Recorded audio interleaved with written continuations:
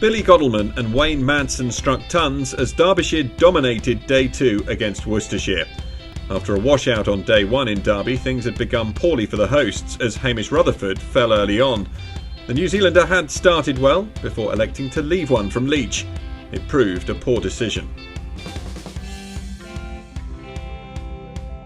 3 balls later, Leach had a second Hughes-trapped LBW for a dug.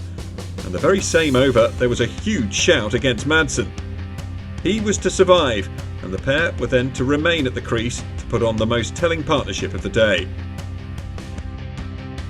Both batsmen started to find the boundary, the partnership building in the process, and although Godalming survived a big LBW shout before lunch, once the umpire had shaken his head, it was back to business as normal. Both batsmen approached their half-centuries as the total moved to 100, and Godalming brought up his 50 with a boundary off Henry. He continued in bullish fashion whilst Madsen chipped away at the scoreboard, bringing up his 50 in the 44th over.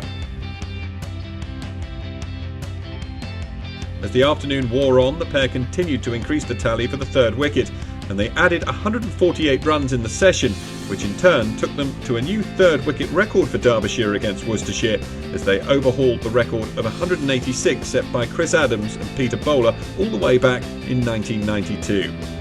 Godalming moved to his first century of the season with a 6, but he showed no signs of slowing down.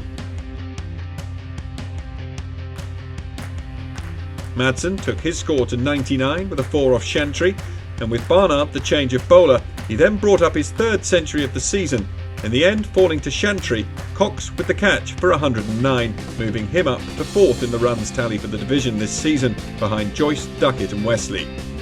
Broome was the new man in, and he and Godalming put on a further 55 runs before stumps, Godalming closing on 157 not out, Broome unbeaten on 28, Derbyshire 319 for 3.